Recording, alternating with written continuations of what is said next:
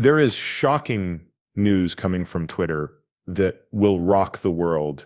The fight between Ripple and the SEC is finally over. Stuart Alderati is going to make us feel bad. Listen to this. Yes, everything is fine.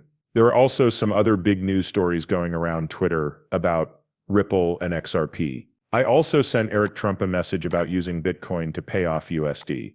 Check out what I wrote. It's my job to try, even though I think he won't answer. Thanks. I want to thank you from the bottom of my heart for making the channel bigger. I'm so happy and filled with joy, and it's an honor to be on this trip with you to learn and grow every day. Thank you very much from the bottom of my heart. Okay. The last T's and I's being crossed and lowered. What should be the last thing I say about the SEC versus Ripple case? This past week, the SEC agreed to drop its appeal for no reason. As of now, Ripple has decided to drop its cross appeal. Don't forget that SEC was going to drop the case. Ripple was going to keep the appeal because they wanted better terms. Ripple has gotten better terms since then, which is what led to this.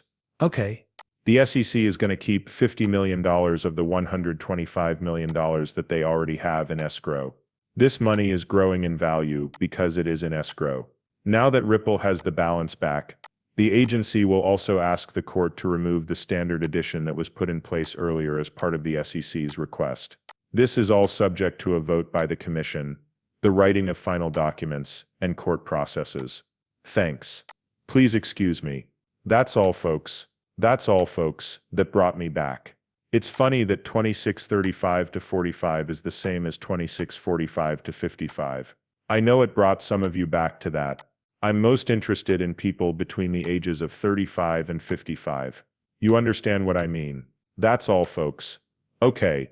To be clear, Ripple will be able to sell to institutional buyers once the SEC lifts the ban. If you're not following along, here's what this means.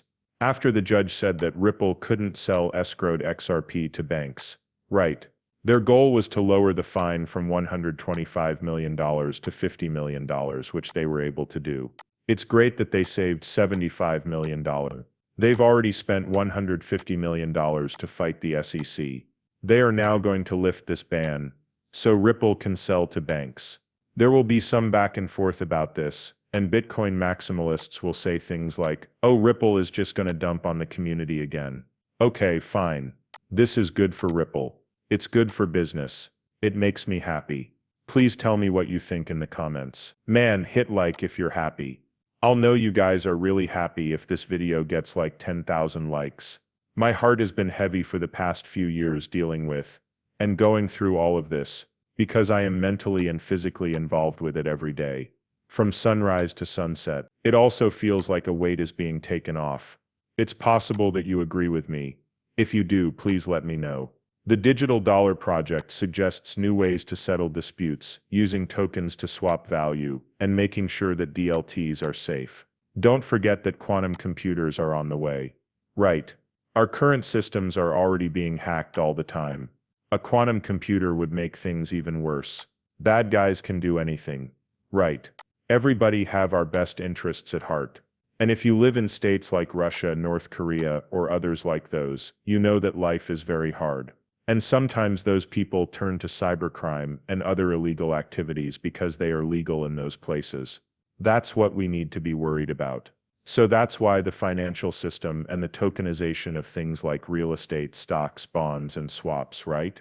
All of this is being done for many reasons, but surely one of them is to keep these things safe. We all need to pay attention to this and understand why crypto is a good thing so we can be safe in the future. If you leave them on 50-year-old technology and reverse something, someone can hack the system in a second. Okay, it says comparison of barrier and non-barrier models. The barrier model and the non-barrier model. Fun. Private money tokens ask the owner to make a transfer claim. For transfers, the issuer's balance sheet does not need to be updated. The balance sheet of the issuer is only changed when the token is exchanged. It is not possible to move non-barriers tokens, claims, or accounts outside of the KYC limit. Transfers look like normal bank transfers. Issuer's balance sheet needs to be made current. Plus, a little more jazz down here. It's just keeping systems DLT and hardware up to date. If you want to read more, click here. Please stop it right now and do that. Let's keep going. This was also put out by Aerith Economin. Thanks for following me on Twitter. Kindly do. Here is what Ripple sent in answer to the request from Commissioner Pierce. It uses the picture of the watchtower that we saw in the text. Commissioner Hester Pierce, U.S. Crypto Task Force, is writing on it. The place is the Securities and Exchange Commission. Hi Commissioner Pierce, and members of the SEC Crypto Task Force. This is Ripple's answer to Commissioner Pierce and the Crypto Task Force's February 21, 2025, request for information, which was titled "There Must Be Some Way Out of Here." The next line of the song comes after the RFI.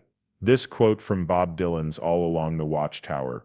Too many things are not clear. I'm not getting any better. Sadly, the Securities and Exchange Commission has always caused more misunderstanding than clarity when it comes to crypto, issuing advice that is long hard to understand, and based on new rules that aren't found in the law.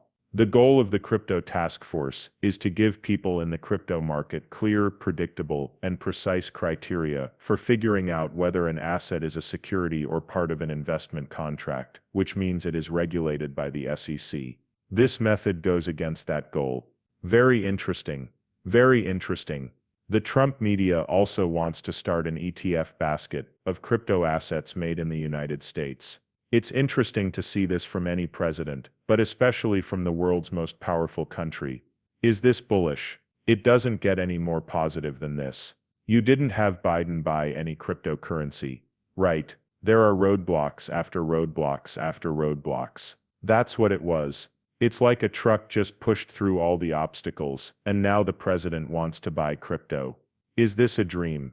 Wake me up, please. Wake me up, please. Okay, you should also break this.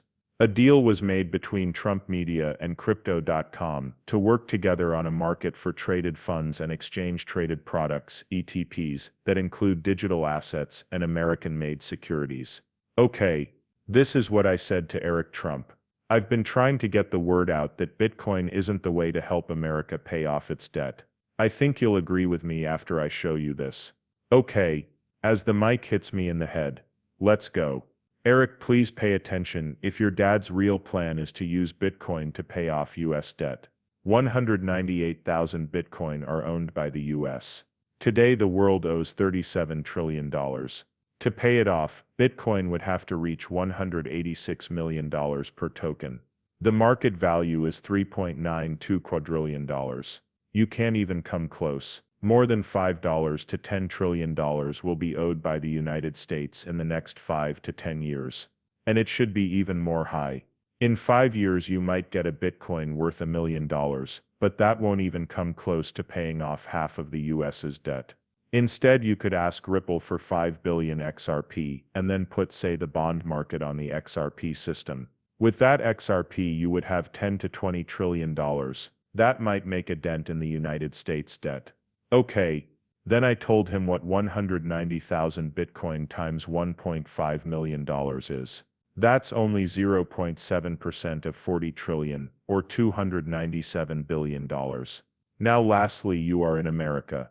Right. Do you believe that the debt has reached $37 trillion? Take a look at the US debt clock. Take a look at the US debt clock. Come look with me. Okay, this is a problem for all of us, no matter who we are or what state we're from. Okay, if things go as planned, experts say we could add another $10 trillion